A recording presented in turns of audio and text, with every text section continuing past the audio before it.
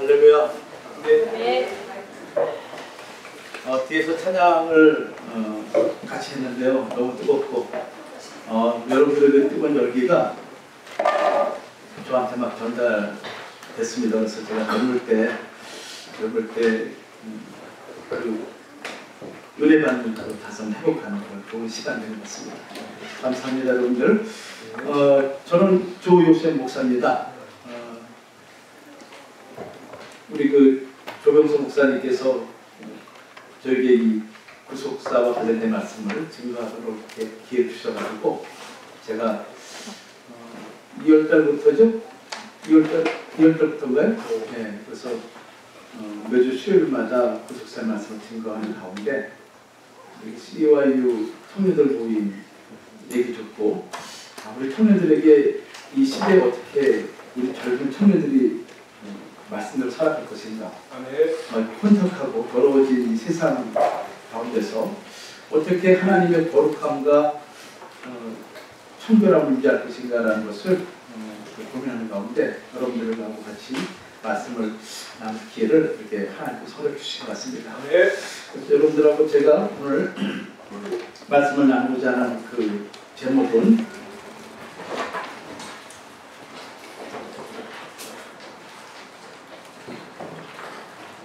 오늘의 시대 정신과 구속사라는 제목을 가지고 함께 은혜를 나누고자 합니다. 오늘의 시대 정신과 구속사. 성경 말씀을 한번 같이 찾아보도록 하죠.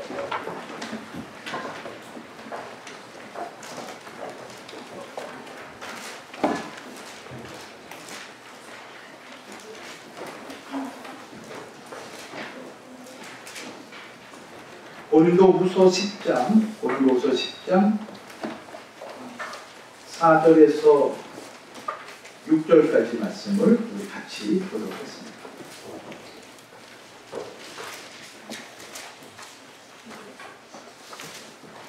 고린도후서 4장 4절에서 6절까지 말씀을 우리 같이 한번 읽도록 하죠. 같이 한번 읽도록 하겠습니다. 시작. 우리의 싸우는 의미는 육체의 것이 아니요 오직 하나님 앞에서 그와 자신을 파하는 능력이라. 모든 일어날 파하며 하나님 앞에서 대적하여 증거하는 것을 다 파하고 모든 생각을 사로잡아 그리스도에게 복종하니 너희의 복종이 온전히 될 때에 모든 복종치 않은 것을 벌하려고 예배한 주님의 이노라. 아멘. 네. 이 말씀과 관련해서 고린도후서 10장 4절에서 6절까지 말씀인데 이 말씀과 관련해서 사도 바울은 또 에베소서 6장 12절과 13절에 역시 동일한 그런 관점에서 우리의 싸울 것은 혈관육이 아니기 때문에 하나님의 전신갑주를 입어야 된다 하면서 6가지 무기를 우리에게 이제 가르쳐주고 있어요. 그 6가지 무기 중에서 다른 5가지 무기는 우리를 보호하는 방어 무기인데 한 가지 무기는 공격 무기예요. 그것이 뭐냐면은 하나님의 것, 하나님의 말씀. 이 말씀을 이 시대를 도전해오는 수많은 이론들, 하나님으로부터 나온 이론들이 아니죠.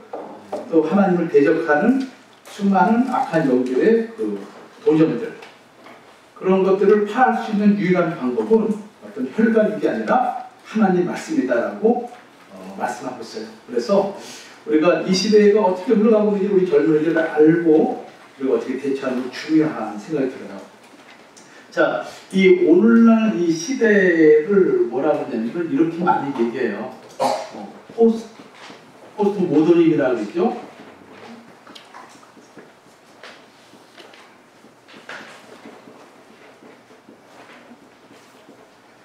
이 포스트 모더니즘이라고 얘기하는 것은 그 21세기에 나타난 그러니까 후기 현대 사회를 가리켜서 이 포스트 모더니즘이라고 해요. 그러니까 오늘날 이 시대를 지배하고 있는 많은 정신들이 있죠. 사상들이 있고 또 여러 가지 많은 이 시대를 끌고 가는 많은 그런 그 사도들이 있어요. 그런 사도들을 가지켜 그 사도들이 이제 출발하게 되는 것이 이 포스트 모더니즘인데 여기와 관련해 가지고 우리가 늘 다루는 것이 이제 뉴 에이지라는 그 운동 아시죠? 뉴 에이지라는 운동이 있어요. 이것은 이제 하나님의 절대성을 거부하고 그 초자연적인 능력을 인정하고 더 나아가서 사람이 신이다. 그래서 하나님의 절대성에서 우리가 벗어나서 사람 중심으로 이 시대를 끌고 가야 된다. 그리고 사람이 이 시대를 우리의 역사를 우리의 미래를 우리 앞으로의 모든 것을 우리 임의대로 할 수 있다. 그런 사고가 저번에 깔려 있는 거예요. 그래서 이 어떤 성적인 그런 타락과 더불어서 하나님이 창조하신 우리 인간의 고유한 성이 있잖아요. 네. 남성과 여성. 그거조차도 우리 힘으로도 언제든지 바꿀 수 있다. 그래서 트랜스젠더 같은 경우가 그런 것들이죠. 네. 그런 사상들이 보편적으로 이제 형성되어 있는 사회예요. 그래서 이 사회를 몇 가지로 정의를 내리는데 하나는 뭐냐면은 개인주의 사회라고 그러죠. 개인주의. 제가 설명을 드릴 거예요. 오늘 여러분들에게 두 타임을 가지고 설명할 거예요. 네. 첫째 시간은 이 시대 특징을 얘기하고 이 시대 특징이 왜 어떻게 성경 역사 속에서 어떻게 시작됐는지를 설명을 드릴 거고 두 번째 시간은 이제 이 현대에 나타나는 이런 특징들을 우리가 어떻게 이들의 특징이 무엇이고 이런 생각들, 이런 사상의 특징이 무엇이고 이걸 이길 수 있는 방법이 무엇인가라는 것을 여러분들에게 살펴보면서 제가 여러분들에게 강조한 것은 그 청년들을 가르쳐서 미래의 소망이라고 그러죠. 그렇죠? 현재는 기존 세대가 이 시대를 끌고 가고 있지만은 그 기존 세대를 이어서 미래를 책임질 세대들은 여러분들이기 때문에 여러분들이 바르게 성장하고 바르게 신앙으로 무장하지 않으면은 미래 소망은 없어요. 그래서 우리 사회가 어떤 사회냐면은 이제 그 기존 세대들하고 그 다음에 이제 현재 새롭게 이 시대를 끌고 가기 위한 현 세대들, 이 세대들이 서로 간에 갈등을 하고 있는데 절대 갈등할 관계가 아닌 거예요. 그렇죠? 왜냐하면 기존 세대가 발전된 가정이든 사회를 잘 만들어서 현재 있는 세대들에게 아름답게 연결시켜줘야 되죠. 그래야 이것이 순차적으로 잘 진행되는데 이것이 만약에 갈등의 국면으로 들어가게 되면은 우리 기존 세대는 정말 정신없이 온 마음을 다해서 나라와 민족을 이렇게 부유하게 만들었는데 우리 젊은 세대들은 그런 가운데 빈익분 부익부가 많고 세대 간의 갈등이 있고 또 경제적인 또 취업자와 취업 못하는 사람들의 어떤 갈등 이런 걸로 인해서 계속 기존 세대에 대한 원망과 불평을 하게 되면은 이 사회 끊임없이 갈등구가 되잖아요. 그 때문에 그런 이 두 프레임이죠. 이 프레임이 서로 결코 갈등하고 싸우는 그런 세대는 아니에요. 잘 연결해 가야 돼요. 그래서 이런 사회 속에서 이제 등장하는데 자꾸 개인주의가 등장하면서 공동체가 파괴되는데 이 개인주의 상황이 어떻게 되는 것인지 살펴볼 거고요. 두 번째는 뭐냐면 또 세속주의가 있어요. 세속주의. 그 다음에 이제 세 번째는 뭘 또 살펴보냐면은 상대주의가 이 시대에 아주 만연해요. 절대주의는 이제 무너졌어요. 예수 그리스도만이 유일한 구주다. 이거 이제 안 통해요. 네. 안 통해요. 그 다음에 네 번째는 뭐냐면은 이제 종교 다원주의. 이 상대주의와 관련되어 있는 것이죠. 종교 다원주의는 뭐냐면은 구원은 모든 종교에 다 있다는 거예요. 그러니까 예수 그리스도만 통해서 천국 가는 것이 아니라 마음에 또 뭐 붓다 그 외에 수많은 종교 그 종교들이 실상은 하나님이라는 단어를 사용하고 있지 않지만은 그러나 하나님이다. 그러므로 모든 종교는 구원이 있다라는 그런 사상이에요. 그 다음에 네 번째는 뭐냐면은 이제 그 종교 다원주의는 당연히 종교 혼합주의로 나타나게 돼 있어요. 혼합주의. 그래서 이런 이 시대에 이런 다섯 가지 그 외에도 많은 것이 나와요.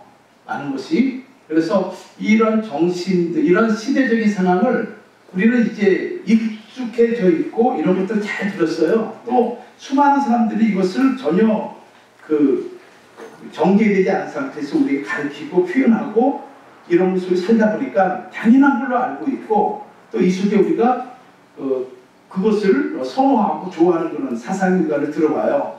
근데 이러한 모든 것들은 기독교적인 입장에서 신앙적인 입장에 철저히 비립되는 부분들이거든요. 그래서 이러한 부분을 한번 살펴볼 거예요. 그래서 이거는 둘째 차례 살펴보는데 오늘 이 시대에 이런 정신들이 이런 뉴에이지라든가 개인주의, 세속주의, 상대주의, 종교다원주의, 혼합주의 이런 것들이 나타나게 된 시작점이 있겠죠. 그렇죠? 원인 없는 결과 없잖아요.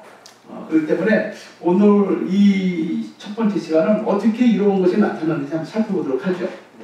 자, 우리가 성경을 보면은 하나님께서 그 에덴 동산을 창조하시고 그다음에 에덴 동산에 여자와 남자와 여자를 하나님께서 이제 그곳에 거하게 하셨습니다. 그 에덴 동산의 특징을 성경은 어떻게 표현하고 있냐면은 이사야 51장 3절 말씀 보면은 4가지 단어로 설명하고 있어요. 뭐냐면은 이 에덴 동산은 기쁨의 동산이고, 그 다음에 두 번째는 즐거움의 동산이고, 그 다음에 세 번째는 감사의 동산이고, 네 번째는 찬송이 울려 퍼지는 찬양의 동산이라고 이렇게 설명해요. 그러니까 여기에는 물질적인 요소가 하나도 없죠. 네. 그러니까 하나님을 찬양하고 하나님을 감사하고 하나님 중심의 동산. 자, 우리 한번 이사야 51장 3절 말씀을 찾아보죠. 네. 저는 성경을 계속 찾아요. 왜냐하면 성경에 있는 내용을 근거로 가지고 여러분들이 배우고 익혀야만이 말씀에 대한 확신을 가질 수가 있고 이 사회에 이게 나갈 수가 있어요. 자, 이사야 51장 3절. 그리고 제가 강의하면서 계속 누구 읽으라 누구를 할 거예요. 네. 당황하지 말고 국민학교 때 배운 그 한글 실력 가지고 읽으시면 돼요. 네. 아셨죠? 네. 네. 자, 이사야 51장 3절. 네. 찾아보죠. 우리 같이 한번 읽도록 하겠습니다. 자, 시작.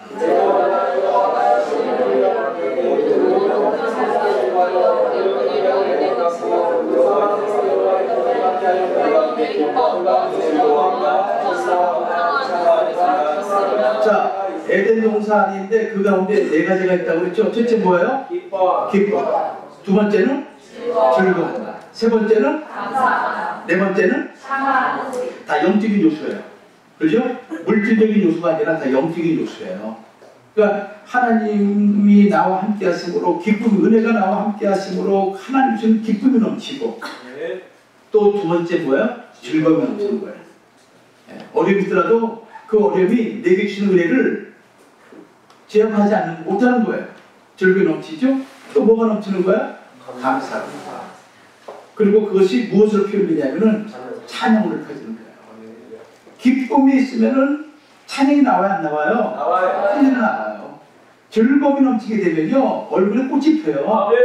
그렇죠? 네. 그리고 감사가 나와요. 네.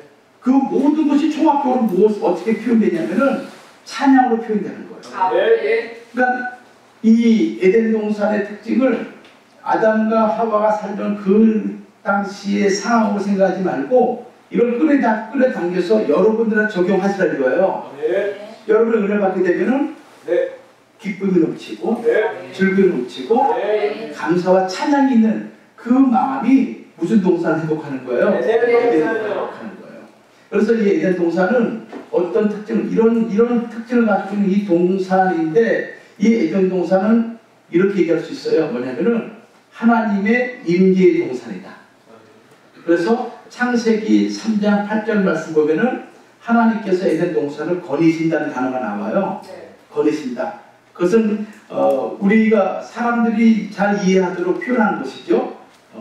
하나님이 영이신데 사람같이 걸어가는 건 아니잖아요. 그 동산에 임재하고 있는 것을 하나님이 거니신다 이렇게 표현한 거예요. 그러니까 하나님이 우리와 함께 하시고 있기 때문에 당연히 이 4가지의 특징이 나타날 수밖에 없는 거예요. 그렇죠? 또 두 번째 이 동산의 특징은 또 어떤 게 있냐면은 하나님께서 말씀하시니 그 말씀대로 어떻게 되는 거예요? 그대로 되리라. 그대로 되리라. 그러니까 이 동산의 특징은 뭐냐? 두 번째는 하나님이 말씀하시면 그대로 성취가 되는 거예요.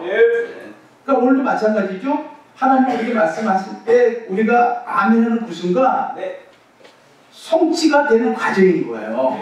그렇죠? 믿는 자를 통해서 이것이 8번이나 거쳐서 창세기 1장과 2장은 언급이 돼요. 그대로 된다. 그 다음에 세 번째 이 동사는 어떤 동사냐면은 하나님 보시기에 어떤 동사냐요? 하나님 보시기에 좋았더라. 네. 그러니까 하나님이 임재하는 동사니요. 말씀하시면 그대로 되니까 그 동사 얼마나 하나님 보시기 좋은 동사네요. 우리가 자녀를 키우지 않았죠? 네. 여러분들 저는 자녀를 키우다 보니까 제가 말하면은 그 아이가 그대로 순종하잖아요. 물론 악을 행하라고 그러지 않겠죠. 어떻게 부모가 악을 행하라고 그러겠어요. 그런데 어떤 자기 자신을 위해서 얘기할 때, 그것을 표현할 때 얼마나 보기 좋은지 모르는 거예요. 그러니까 이 동사는 이런 특징을 가지고 있는 거예요. 그러니까 죄가 들어올 수도 없고 어둠이 들어올 수도 없고 악이 들어올 수가 없는 거예요. 이 단어만 보세요. 여기 무슨 악이 들어오고 무슨 어둠이 들어오고 무슨 사단의 괴력이 들어올 수 있겠어요? 들어올 수 없는 것이죠, 특징이. 그런데 여기에 누가 들어와요? 죄가 들어와요. 죄가 들어와서 이제 이 에덴 동산 아까 말씀드렸지만 하나님의 임재, 하나님 중심의 동산이기 때문에 이 동산은 철저하게 무슨 동산이냐? 바로 신본주의 동산이에요. 신본주의 동산. 근데 이 동산에 이제 뭐냐면 죄가 들어오죠, 죄가. 즉 하나님 말씀을 불순종하고 그 불순종은 결국은 교만을 갖고 오게 되고 그러고 나가서 하나님을 불신앙하는 죄가 들어오게 되죠. 이 죄가 들어오는 말미암아 이 에덴 동산은 깨지게 되면서 이제 이 에덴 동산을 쫓겨난 인류는 두 가지 영적인 큰 흐름 속에 살아가게 되는 거예요. 하나는 어떤 종류냐면 가인의 계보, 족보라고 얘기할 수 있죠.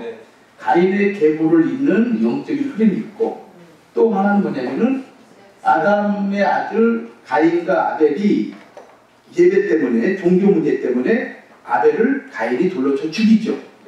예, 하나님을 향한 예배를 드렸는데 그 예배에 또 사단의 틈을 타게 되는 거예요. 그러니까 아벨의 제사는 하나님이 받으시고 가인의 제사는 받지 않아요. 그것을 히브리서 11장 4절에 즉 창세기 4장 1절에서는 1절부터 15절까지는 왜 하나님이 가인의 제사를 흠양하지 않고 아벨의 제사를 흠양하는지를 그 이유를 언급하고 있지 않은데 그 답을 히브리서 11장 4절은 언급하고 있어요. 뭐라고 말씀하시냐면은 아벨이 가인보다 더 나은 제사를 드렸다. 믿음으로 더 나은 제사를 드렸다. 더 나은 제물을 드렸다. 더 나은 헌신을 했다는 거예요. 그러니까 더 나은 헌신, 더 나은 제물, 더 나은 제사를 드렸다는 것은 무엇이냐면은 하나님을 향한 더 큰 소망을 가지고 있다는 것이죠. 네. 하나님 제일주의로 살고자 하는 그런 신앙의 발로가 바로 아벨에게 있었던 그러나 가인에게는 첫이라는 단어가 없어요. 첫이라는 단어. 성경은 항상 우리에게 요구하는 게 뭐냐면은 하나님께서 첫 것을 내게 갖다 와라. 첫 것을 드려라. 예, 장자는 하나님 것이다 라는 것이 성경의 구약, 신약 전체 큰 흐름인 거예요. 그래서 히브리서 12장 23절에도 하늘의 장자들의 총회가 있다. 그러니까 장자가 있으면 차자가 있죠. 산남이 있죠. 그런데 하나님의 나라에 장자들만의 총회가 있다고 언급하고 있는 거예요. 그 얘기는 장자가 있고 차자가 있다는 것이죠. 그렇듯이 하나님께서는 첫 것을 소중히 여기는데 이 가인이 자기의 제사가 흠양하지 않는 그것을 분노 삼아서 아벨을 죽이게 돼요. 그래서 아벨 대신에 다시 주신 아들이 누구냐면은 셋이에요. 이것이 창세기 4장 25절과 26절에 이제 기록되어 있어요. 그래서 이 셋 계보, 즉 셋 계보의 족보가 이렇게 나와요. 그래서 성경의 역사는 가인의 계보와 셋의 계보의 역사로 갈려지는데 이 가인의 계보와 셋의 계보를 통해 가지고 그 시대의 정신이 형성이 돼요. 그리고 시대 정신은 뭐예요? 그 시대의 사람들의 마음을 표현한 거잖아요. 그것이 공동체적으로 나타나는 것이 그 시대 정신인 거예요. 그렇기 때문에 이 가인 계보와 셋의 계보는 이 두 가지 영적인 흐름은 그 시대를 늘 서로 격돌해 가면서 서로 싸워가면서 나타나는데, 지금 우리가 살펴볼 것이 이 가인의 계보에 나타난 시대 정신이 오늘날 어떻게 나타나고 있는지, 이것이 계시록 18장에 보면은, 계시록 18장은 바벨론의 멸망을 가능성을 말씀하고 있거든요. 이 바벨론의 이것이 총합적으로 드러나게 돼요. 즉 여기 나와 있는 개인주의, 여기 세속주의, 상대주의, 종교 다원주의, 종교 혼합주의, 이 모든 것들이 영적인 바벨론에 다 포함되어 있는 거죠. 그래서 이 바벨론과 같은 이 세상에서 우리가 어떻게 살아갈 것인가라는 그런 부분을 지금 제가 여러분들에게 같이 말씀을 드리려고 하는 거예요. 자, 그렇다면은 이 가인의 계보가 어떻게 시작된지 이해를 볼 필요가 있어요. 가인의 계보. 왜냐면은 가인의 계보를 통해 가지고 이 세상은 어둠의 시대 정신을 끌고 왔기 때문에 그 시대 정신을 우리가 이해할 필요가 있는 거예요. 그렇죠? 이해를. 왜냐면은 시작이 어떻게 됐는지, 그래야 이 결과가 어떻게 나타나는지 우리가 이해할 수 있겠죠. 그래서 가인의 계보를 좀 살펴보도록 할게요. 자, 우리 여러분 창세기 4장 16절 말씀 보세요.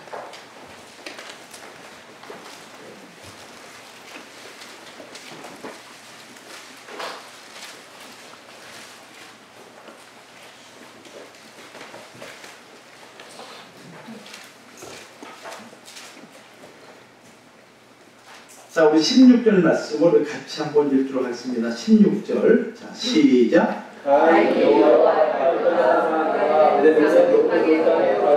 자, 16절 말씀 보면요, 아주 중요한 가인의 자손들이 어떻게 시작됐는지를 우리가 가르치는 아주 중요한 단서가 있어요. 그것이 무엇인가 하면은 창세기 4장 16절에 무슨 단어가 나와요?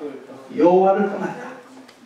즉 가인의 족보는, 이 가인의 족보는 역사 속에 계속 형태를 바꿔가면서 드러나는데, 그 속성을 살펴볼 것 같으면 하나님이 없는 거야.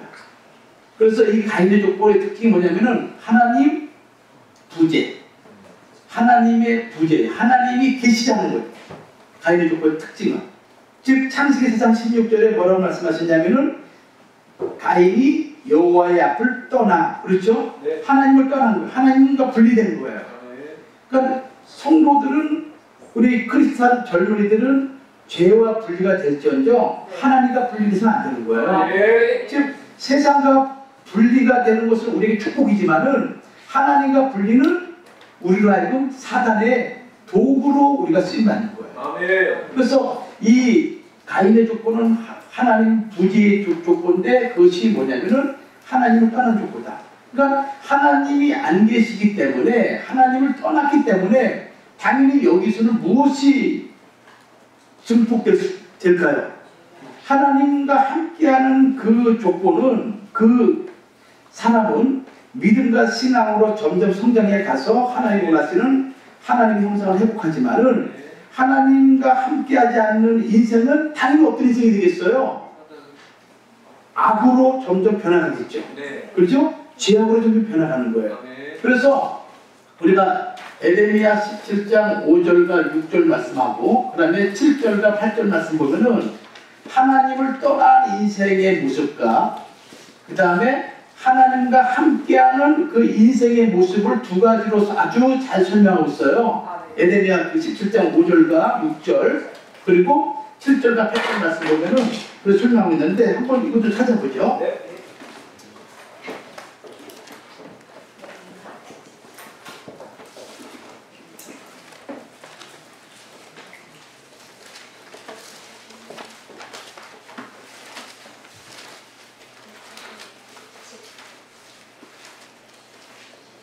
제가 상의 벗어도 될까요? 네.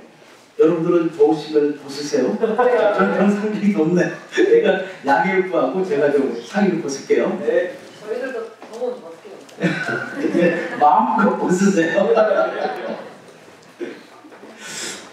자, 우리 에레미야 17장 찾아주세요.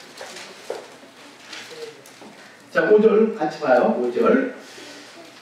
나 여호와가 이같이 말하노라. 무릇 사람을 믿으며 혈육으로 그 권력을 삼고 마음의 여호와에게서 떠난 그 사람은 그는 사막의 떨기나무 같아서 좋은 일에 오는 것을 보지 못하고 광야 간조한 곳 건건한 땅 사람이 구하지 않는 땅에 거하리라. 즉 뭐냐면 하나님을 떠난 마음이 하나님을 떠난 사람은 어떤 인생이냐? 저주받은 인생이라는 거예요.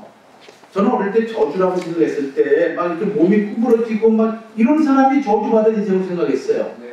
근데 성경이 말하는 저주는 그것이 아니라 하나님을 떠난 자체가 뭐예요? 이미 저주의 삶을 살고 있다는 거예요.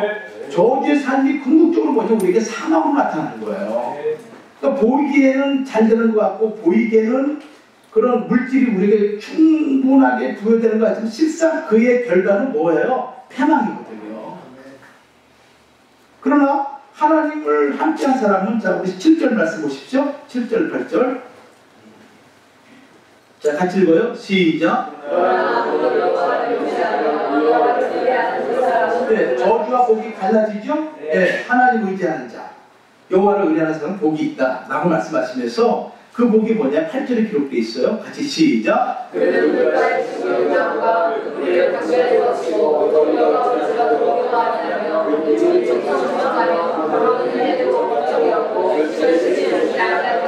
자, 이것이 하나님과 함께 하신 사람의 축복인 거예요. 그러니까 성경 보면 가인의 족보와 셋의 족보가 있는데 가인의 족보를 계보는 하나님을 떠난 족보인데 그것을 에레미야 17장 5절과 6절은 저주받은 인생으로 표현하고 있고 또 실질적으로 저주받은 인생이 나타나요. 제가 설명드릴게요.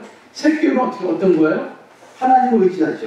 그래서 물과 신경 나무같이 아무리 가뭄이 오고 흉년을 할지라도 그 뿌리가 깊은 물과 신경이 있기 때문에 항상 생명력이 넘치는 거예요.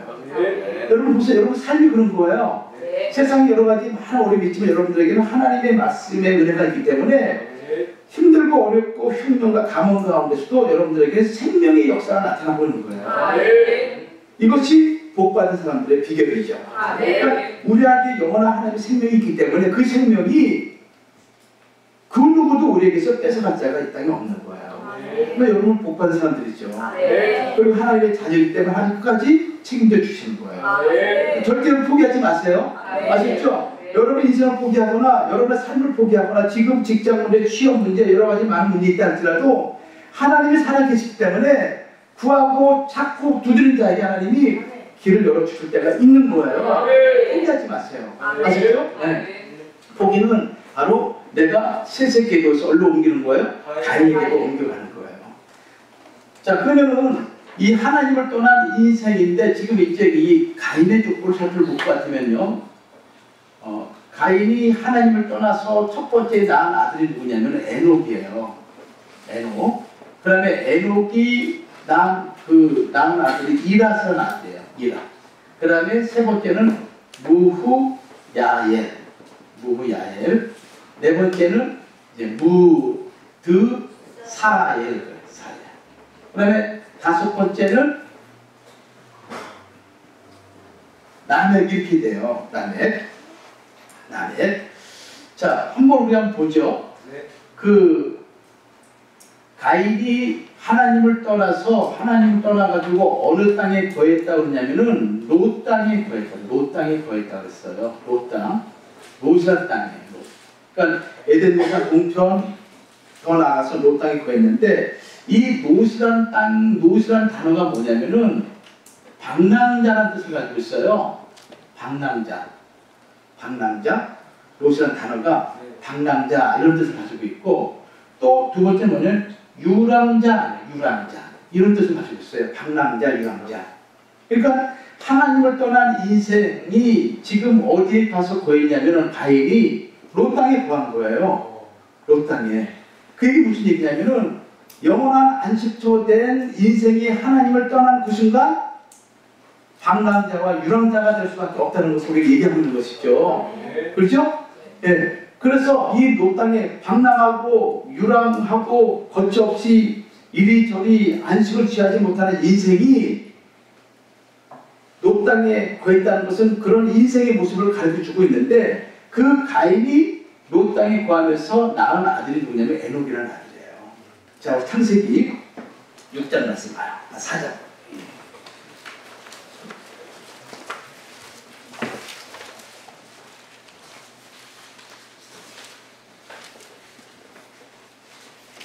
자, 4장 16절 말씀.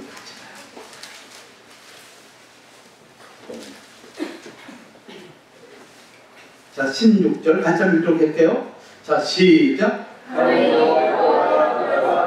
에덴은 노 땅에 거하였다 그랬죠? 자, 이 노 땅은 뭐냐? 금방 말했어요? 방랑자, 유랑자. 또 다르게 표현하면은 도망가는 자. 도망가는 자. 네, 도망가는 자. 그리고 또 어떤 의미를 그냥 방황하는 자. 얼로 갔지만 길이 안 보이는 거예요. 하나님을 떠나시 무슨 생명의 길이 있겠어요? 길이 안 보이니까 방황하는 자. 이런 걸 쓰는 거예요. 이게 무슨 얘기냐면은 하나님을 떠난 인생은 결국 방황하고 유랑할 수밖에 없는 그런 인생을 얘기하는 거예요. 근데 이 노 땅에 거해서 낳은 첫 번째 아들이 누구라고 했어요? 에녹이라고 그랬죠? 이 에녹은 뭐냐면은 봉헌이라는 거예요. 봉헌, 받침, 뭐뭐되게 바친다 이거예요. 또 계시했다, 계시. 그 다음에 선생이다라는 뜻을 가지고 있어요. 근데 여기서 이 에녹이라는 인물이 여기 셋계보에도 에녹이 나와요. 셋계보에 보면은 아담의 7대 손, 7대 손 되는 사람이 누구냐면은 에녹이거든요. 에녹. 이 에녹은 이 여기 셋계보에 나오는 에녹, 즉 창세기 5장 21절과 24절에 나와 있는 에녹이라는 인물이 나오는데 가인 계열에 나와 있는 에녹과는 동명이인인 거예요. 이름은 같지만은 질적으로 다른 거예요. 즉 가인 계열에 나온 족보 에녹은 하나님을 떠나서 가인이 노 땅에 거함으로 그 땅에서 나온 최초의 아들인데 이 아들은 무엇을 의미하냐면은 바로 인본주의의 산물, 인본주의의 첫 번째 첫 열매라 얘기하는 거예요. 왜 하나님을 떠나서 인간의 힘으로 낳은 아들이기 때문에 인본주의의 첫 열매인 거예요. 인본주의의 첫 열매. 그러니까 인간 중심 하나님을 떠난 사람은 인본주의가 될 수밖에 없어요. 그렇죠? 당연한 거예요. 두 주인이에요. 즉 마태복음 6장 24절 말씀 보면은 한 사람이 두 주인을 섬길 수가 없는 거예요. 네. 적절하게 하나님을 섬기고 적절하게 세상 섬긴다 있을 수가 없는 거예요. 그래서 시편 24편에도 보면은 여호와의 산에 오를 때가 누구냐 하면서 거기서 말씀하는 아주 중요한 단어 중에 하나가 뭐냐면은 손이 깨끗하고 거짓이 없고 그러면서 두 마음을 품지 않는 자가 하나님의 거룩한 산에 설 수 있다는 거예요. 그러니까 결코 인간은 두 주인을 섬길 수 없는 거예요. 하나님이 창조할 때 창조 원리가 뭐냐면은 하나님만 섬기게 창조하신 거예요. 여러분을 창조할 때 하나님께서는 여러분의 부모님만을 효도하고 부모님만 사랑하면서 낳은 것이지 다른 부모를 사랑하는 게 아니잖아요. 그렇죠? 그러니까 하나님 우리를 창조할 때도 한 하나님만을 섬기고 한 하나님만을 예배하도록 창조하신 것이 하나님이 섬긴 거예요. 그럼 두 주인을 섬길 수 없는 것이죠. 근데 에녹은 이 가인이 하나님을 떠나서 낳은 첫 번째 아들이 바로 에녹이다. 그러니까 이 에녹을 낳고 그 다음에 또 무엇을 했냐면은 그 땅에 에녹성을 지었다 그랬어요. 에녹성. 즉 하나님을 떠난 인생이 그 누구도 자기를 보호해 줄 수 없으니까 자기 스스로 어떻게 하는 거예요? 자기를 보호하기 위해서 성을 쌓을 수밖에 없는 거예요. 자, 우리 창세기 4장 우리 17절 말씀 보세요. 17절. 자, 같이 한번 읽도록 할게요. 17절 시작.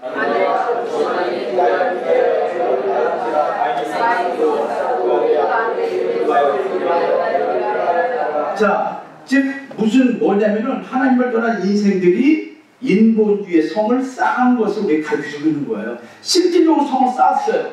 가인이 떠나서 에녹을 낳고 성을 쌓았어요. 그러나 그것을 그냥 보이는 어떤 물리적인 사건으로 이해하지 말고 여기서 가르쳐주는 의미는 뭐냐면은 하나님을 떠난 인생은 결국 자기들의 성을 쌓을 수밖에 없다는 것을 우리에게 가르쳐주고 있는 거예요. 그것이 창세기 11장에 무엇으로 나타나는 거예요? 바벨탑 사건으로 나타나는 거예요. 바벨탑 사건으로. 그래서 바벨탑 사건을 통해서 하나님을 도전하고 하나님을 대항하는 그런 인본주의의 최절정으로 나타난 사건이 바벨탑 사건이죠. 이 바벨탑 정신이 요한계시록 18장에 가서 온 세상이 영적인 바벨론으로 변해가는 거예요. 영적인 바벨론으로. 그렇기 때문에 이 하나님을 떠난 이 사상은 결국은 모든 세상을 사람들을 하나님을 떠나서 사단마귀를 섬기는 세상을 섬기는 그런 사상을 끌고 갈 수밖에 없는 것이 역사 속에서 등장하는 것이죠.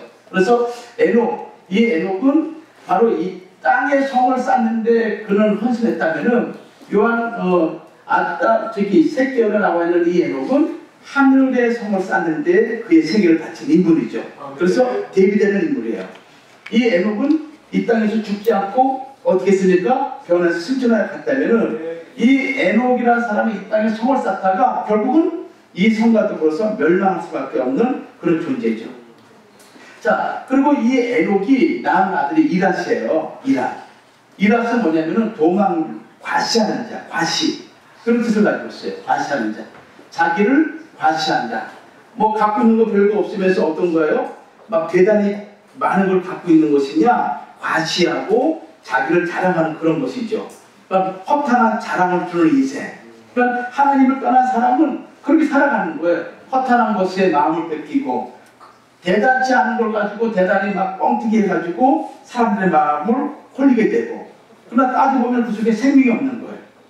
그러나 이랏이 이제 누굴 낳게 되면 무후야엘을 낳게 돼요. 무후야엘. 이 무후야엘의 뜻이 뭐냐면은 하나님이 쓸어버리는 자란 뜻이에요. 참 이름 짓는 것도 여러분들 정말 중요해요. 왜냐하면 이름 자체는 그 사람의 정체를 드러내는 거거든요. 그 사람의 삶 전체를 그 이름 속에 포함되어 있는 거예요. 여러분들 이름 누가 지어줬어요? 근데 부모님이 지을 때 뭐라 그랬어요? 얘 살다가 망해버리라 이렇게 지은 사람 누가 있겠어요? 없죠? 네. 부모님 자기 자신을 힘들더라도 내 자신만큼은 정말 잘 되기를 원하는 마음으로 이름을 지어줬어요. 박찬양이죠? 네. 그러니까 저 찬양 뭐냐면 저 이름은 마할랄레를 생각하는 거예요. 마할랄레. 네. 그러니까 하나님을 찬양하는 이름. 그런 뜻을 가지고 있는 것이죠. 제 이름이 뭐냐면 원래 제 이름이 조종이게 조종이. 제가 요셉으로 이름을 바꿨지. 제 원로 목사님 이름을 이제 바꿔주셨는데 종이 뭐냐면은 이런 뜻을 가지고 있어요. 세복종자에다가 날개 입자예요. 그래서 이게 무슨 뜻이야? 새로 만든 북이고 날개야. 이게 무슨 뜻이야 도대체? 난 무슨 뜻인지 몰랐어요. 근데 나중에 이제 제가 커서 생각해 보니까 하나님께서 나를 이렇게 종으로 만든 철로 만든 종인데 여기다가 날개를 달아가지고 온 세상을 다니면서 복음을 증거하라. 제가 그렇게 해석을 했어요. 해석 자체를 꿈보다 해석이 들어. 그래가지고 제가 이게 딱 해서 그래 저 말은 맞다. 우리 옛날에 4시 반 되면은 여러분들 모를 거예요. 옛날에는 그 교인들을 깨우기 위해서 땡그랑 종을 쳐요. 4시 반 되면 동시에 그 소리 듣고 다 일어나요. 5시 반 다시 재종 쳐요. 재종. 아직도 잠에 빠지는 사람 다시 나오라 해가지고 종을 쳐요. 그럼 교인들이 모이죠. 네. 또 마찬가지로 내가 그런 뜻이구나. 가는 곳마다 복음을 증거하라는 뜻이구나 해가지고 제가 이 이름을 다시 재해석했어요. 여러분들의 이름 자체는 하나님의 거룩한 부모가 지어줬을 때는 하나님의 거룩한 그런 마음을 가지고 지어준 이름이에요. 여러분 그거 믿어요? 네. 별로 아멘 안 해요. 그리고 내가 그 이름을 아주 귀하게 여기게 되면 그 이름대로 되는 거예요. 네. 제가 알고 있는 어떤 목사님인데 그 목사님이 어떤 목사님의 이름이 용겸이라는 목사님이에요. 이 용이 용용자예요. 용은 붉은 용이잖아요. 사탄마귀. 그래서 야 어떻게 목사가 용이냐 그러지 말고 겸손이래라. 겸손. 그거는 용자 제퍼에 제가 손자 붙여가지고 겸손 목사님. 얼마나 겸손한지 몰라요. 그러니까 이름대로 되는 거예요. 이름대로. 부른 대로 되는 거야. 내가 입에 신한도 되는 거야 여러분들. 그러니까 여러분들이 찬양하면 찬양한 대로 하나님이 역사할 줄 믿습니다. 내가 입에 고백한 대로 민수기 13장 14절 말씀 보면 하나님 뭐라고 그러셨어요? 내 입에 말한 대로 내가 이 말이야. 그렇잖아요. 내가 하나님 뜻대로 말씀을 가지고 내가 하나님이 나를 통해서 이 시대의 빛과 소금의 삶을 감당하는 젊은 청년을 하나님 세워주리라. 내가 고백하면은 그 고백대로 하나님 여러분들을 세워주신다는 걸 믿으시기 바랍니다. 그러니까 많은 사람들이 중간에 포기하고 절망하는 이유는 뭐냐면은 내 언어가 잘못되니까 포기하고 절망하는 거예요. 아셨죠? 그러니까 여러분들은 잘 되게 돼 있어요. 잘 되게 돼 있어요. 왜 안 웃을 사가요? 잘 되게 돼 있어요. 정말 잘 되게 돼 있어요. 예수 믿는 건 아무나 믿는 게 아니에요. 제가 가끔 그 선교 다니면서 이런 얘기를 해요. 북한에는 20만 명의 지하교인이 있어요. 20만 명의 지하교인이 있는데 그분들은 지금도 어떻게 예배를 드냐면 예배를 드릴 수가 없어요. 그래서 그 이불 속에 들어가가지고 거기서 빨리 성경 보고 거기서 기도를 해요. 그래서 그분들이 얘기하기를 뭐냐면은 평생에 우리 집에서 찬송 한번 올려줬으면 좋겠다. 평생에 우리 집에 목사님 한번 모시고 예배 드렸으면 소원이었겠다. 이게 그들의 소원인 거예요. 지금 저 38선 넘어 우리 동포들이 그런단 말이에요. 여러분 어때요? 여러분 항상 찬양하고 항상 경배하고 항상 하나님 앞에 예배 드릴 수 있잖아요. 우리는 너무 이런 것들이 풍성하기 때문에 감사가 없는 거예요. 근데 저기 남미라든가 아니면은 저기 아프리카라든가 아니면은 종교의 자유가 없는 그런 나라 보세요. 지금 얼마나 처참하게 살아가고 있는지. 여러분들은 정말 행복자예요. 그러니까 이 행복을, 이 기쁨을 여러분 생에 마음껏 누리시되 이것을 가지고 하나님의 복과 은혜를 통해서 어떻게 하면 내가 세상의 빛과 소금의 삶을 감당할 것인가, 이것을 여러분들이 욕심을 주라 이거예요. 그래서 하나님이 역사하시는 거예요. 이 무후야예를 무슨 뜻을 했어요? 하나님께서 흔적 없이 쓸어버린다. 아니 어떻게 이름을 그런 이름을 지어요? 하나님이 흔적 없이 쓸어버린다. 여러분 쓸어버리는 거 알죠? 네. 쓰레받기로 쓸어버리는 거. 네. 쓸어버리는 거예요. 그 무슨 가치가 있어요? 다 쓸어버리는 거예요. 여러분들 그 아말렉이라는 그 민족 아시죠? 아말렉. 아말렉이 이스라엘 백성들이 출애굽할 때 뒤에서 쫓아와가지고 이스라엘 백성들을 저기 공격한 아주 비겁한 무리들이 한 거예요. 그래서 지금도 이 유대인들 그 이스라엘 서기관들이 하나님이 이 민족을 쓸어버리라고 말씀하셨거든요. 그래서 이스라엘 백성들 서기관들이 성경을 쓸 때 어떻게 하냐면은 그 우리 여러분 글씨 볼펜 새로 사게 되면 막 이렇게 끄적끄적 하잖아요. 그래서 잘 나온지 안 나온지를 이 잘 나온지 안 나온지를 시험하는 이름이 이 아말렉이야. 그래서 아말렉 딱 쓰고 잘 나오면은 이것을 뭐냐면 싹 쓸어버려. 그렇게 지금 아말렉이 하나님 앞에 저주받은 민족이 돼가지고 지금도 성경을 필사하는 그 서기관들이 그 연수반의 이름이 아말렉이래요. 쓰고 그다음에 싹 쓸어버리는 거야. 이런 이름은 되면 안 되잖아요. 이런 이름이.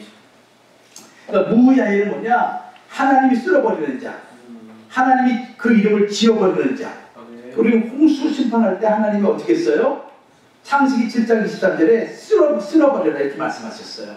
그때 사용하는 단어가 뭐냐면은 바로 이 무야일이라는 그런 뜻을 가지고 있는 거예요. 자, 우리 창세기 7장 23절 말씀 봐요. 7장 23절.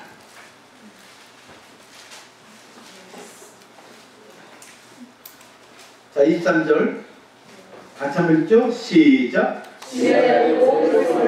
예, 쓸어버리니, 그렇죠. 지면의 모든 생물 쓸어버린다 할 때 쓸어버린다. 이것이 뭐냐면은 마하, 이 무야헬은 뭐냐면 마하라는 단어와 엘이라는 단어가 합성된 단어가 무야헬인데 요 마하라는 단어가 쓸어버린다는 뜻을 가졌어요. 엘은 하나님을 얘기하고 있죠. 그래서 쓸어버린다 그런 뜻을 가지고 있어요. 자, 그리고 이 무야헬이 낳은 아들 무드세아들이 뭐냐면 무드사일인데 이 이름은 지옥의 사람이 됐어요. 지옥의 사람. 이야, 참 이름도 참 중간에 땡땡 뭐같이 지었어요. 뭐같이 지었어요 이게. 무드사엘, 지옥의 사람. 예? 아니 어떻게 이름을 듣는 자기 자식을 지옥의 사람이라고 지어요? 예? 지옥의 사람이라고. 자, 이 지옥의 사람을 지었어요. 그리고 이 지옥의 사람, 이 무드사엘이 이제 자식을 낳게 되는데 누굴 낳냐면 라멕을 낳게 돼요. 라멕.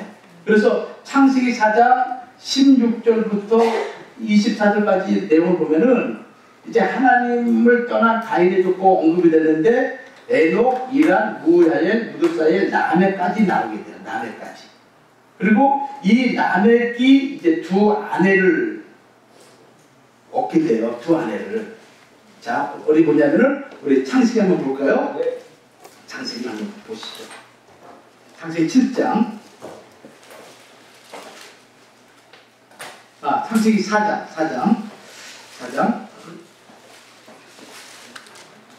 4장을 보겠습니다. 4장 19절 말씀 볼까요? 19절 말씀. 19절. 자, 같이 한번 보겠습니다. 시작. 4장 19절. 시작. 자, 보세요. 라멕이 두 아내를 얻었다 그랬죠? 네. 하나는 뭐예요? 아다. 두 번째는 뭐예요? 시랄라. 자, 요 인물을 좀 우리가 주의를 한번 봐요. 이 가인 계통에 나온 이 라멕이라는 인물은 창세기 4장의 이제 마지막 인물이에요. 그래서 두 아내, 하나 아다라는 여자하고 하나 실라라는 여자를 얻게 돼요. 자, 여기서 우리가 한 가지 알 건 뭐냐면요. 최초의 일부 다처제를 갖고 온 사람이 누구냐? 이 라멕이라는 인물이에요. 그 전까지는 일부 일처였어요. 근데 최초로 일부 다처제를 갖고 온 사람이 누구냐? 라멕. 에덴 동산에서 하나님이 창조할 때 아담이 독초하는 것을 좋지 않게 여기시고 여자를 만드셨죠? 네. 하나님이 여자를 두 사람 만들어 세 사람 만들었어요? 하나 만들었죠. 그래서 일부 일처. 이것이 하나님이 창조하신 가정의 원형이에요. 네. 일부 다처가 아니에요.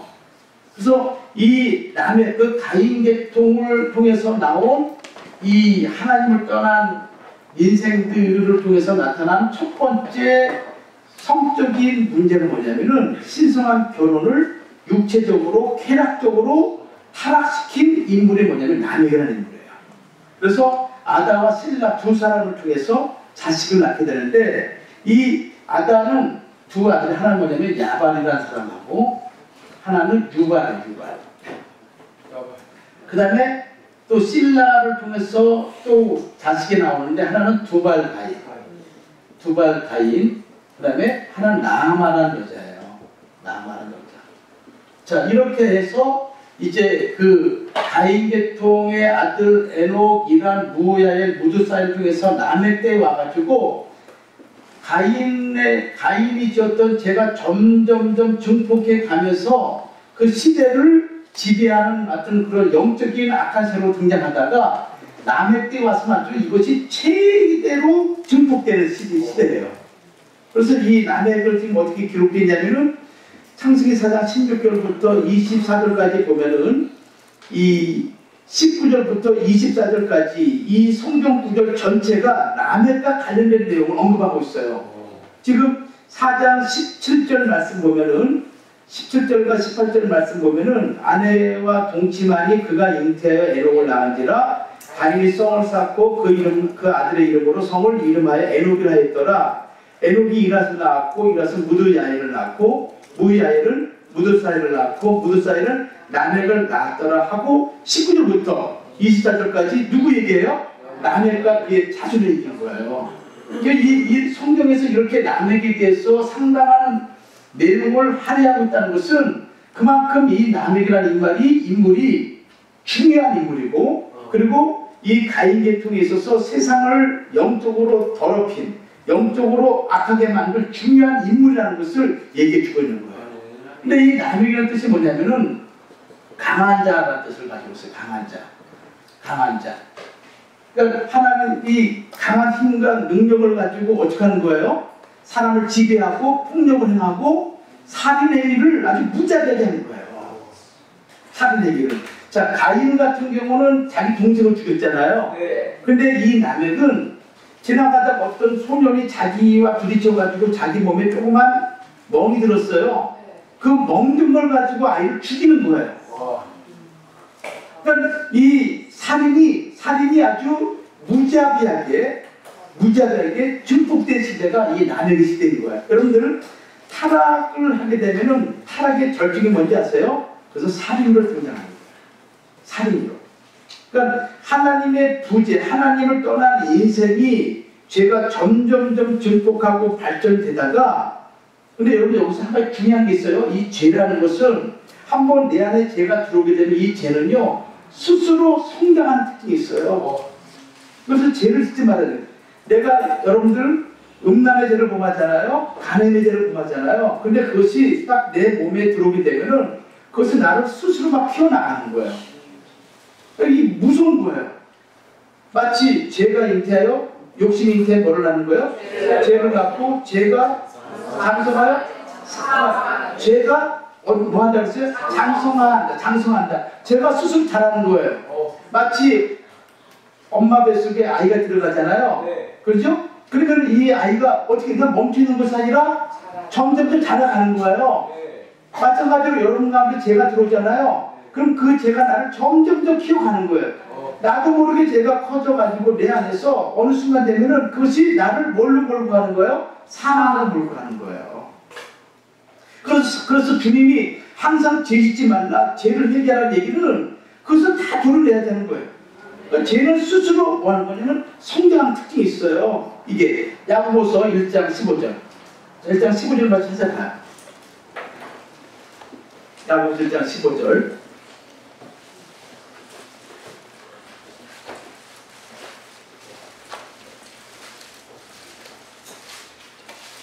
자, 찾았어요? 1장 15절.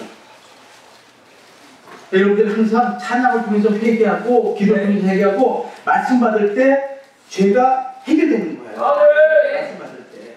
자, 1장 15절 같이 한번 읽어요. 자, 시작.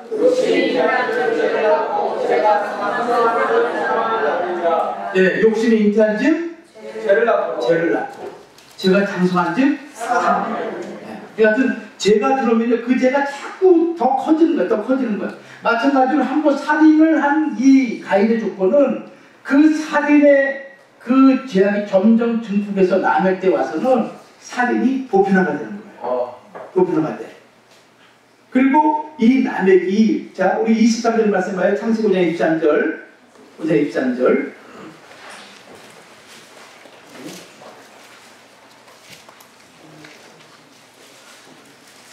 자, 23절 말씀 같이 한번 읽어요. 시작. 남액이 아내들에게 이르되 아다와 실라여. 23절, 5장 23절. 4장 23절.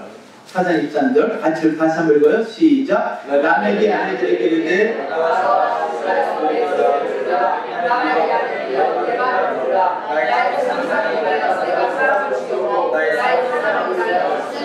예, 뭐라 그랬습니까? 나의 창상을 인하여 내가 사람을 죽였고 나의 상함을 인하여 누굴 죽였어요? 소년을 죽였다는 거예요. 그러니까 조금 다친 거, 조금 내 몸에 피 입은 거 가지고 사람을 죽이고 소년을 죽이는데 문제는 뭐냐면 이 남에게 그것을 자기 두 아내에 와가지고 자랑하는 거예요. 자랑하는데 이 두 아내가 지금 남에게 범죄한 이 살인 행위에 대해서 아무런 언급을 안 하는 거예요. 여보고 잘못된 것이야, 죄야, 얘기하지 않고 어떻게 했습니까? 그냥 받아들이는 시대인 거예요. 근데 여러분 오늘 이 시대가 그런 시대예요. 오늘 시대가. 제가 이제 두 번째 시간에 말씀을 드릴 거예요. 근데 이 아다와 실라가 이 아다라는 이름의 뜻은 뭐냐면요. 장식한다, 꾸민다라는 뜻이에요. 장식한다, 꾸민다. 우리 여성들 이 액세서리 하잖아요. 네. 장식한다, 꾸민다 이런 뜻이에요. 장식하지 말라는 게 아니라 하는데 그게 뭐냐면 누구를 위해 장식하냐, 누구를 위해서. 예. 남편을 위해 장식하는 거죠. 예. 남들을 유혹하기 위한 장식이 되면 안 되잖아요. 그렇죠? 네. 예. 근데 이 아다라는 여자는 뭐냐면은 자기 본성의 아름다움보다도 남성을 유혹하기 위해서 거치장을 꾸미는 그런 이름이 뭐냐? 아다라는 이름이에요. 아다. 예. 거울 앞에서 스스로 이리 보고 저리 보면서 만족해하는 여자. 아유, 이러면 됐지, 이러면 됐지 하면서. 또 이 실라라는 이 단어 이름 뭐냐면은 뭐냐면은 그늘, 그림자라는 뜻은 그늘 그림자. 은큼한 거. 아유, 저희 여자는 은큼해. 그렇죠? 예. 또 무슨 뜻을 가지고 있냐면은 딸랑딸랑 울리다.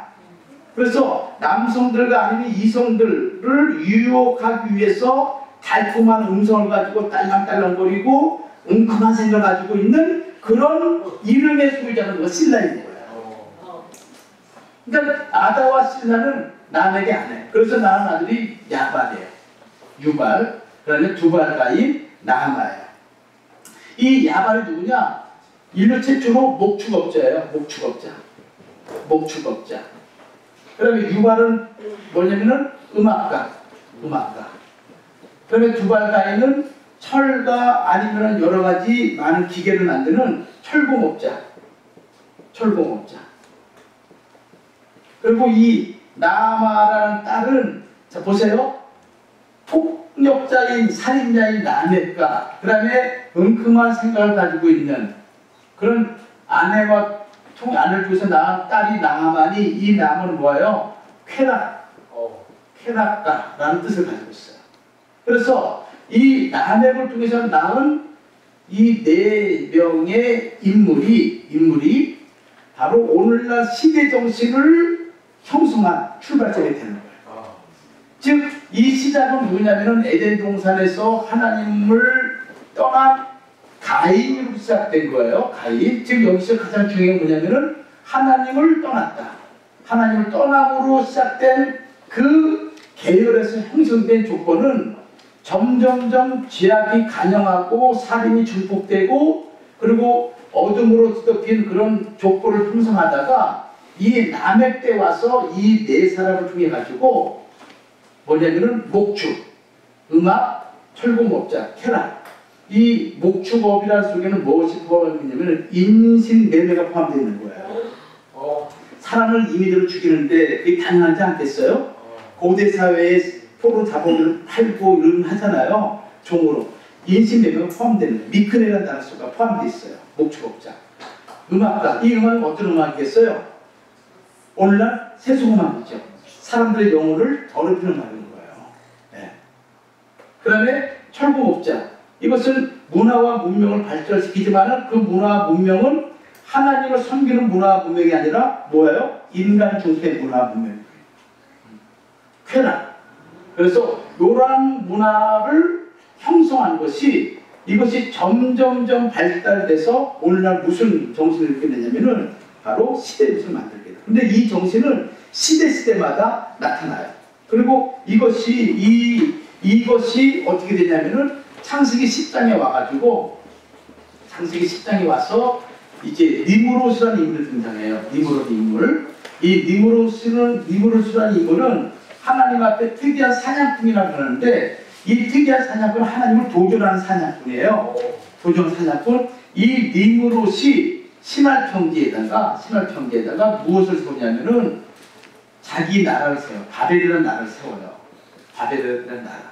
그래서 요 라멕의 이런 형성되어 있는 이런 그 문화들이 창세기 10장에 와서 니무롯에 의해 가지고 이것이 절정을 이루고 그리고 거기서 이제 바벨탑을 쌓게 되죠. 이 바벨탑은 인본주의의 아주 중요한 그런 핵심이 되는 내용이 돼요. 인본주의. 그리고 이걸 근거로 해가지고 오늘날 하나님을 도전한 세력들이 이제 구체적으로 세상 눈에 드러나게 되죠. 자, 우리 여기까지 하고요. 10분 쉬었다가 다음 시간에 이어서 또 하도록 하겠습니다. 감사합니다.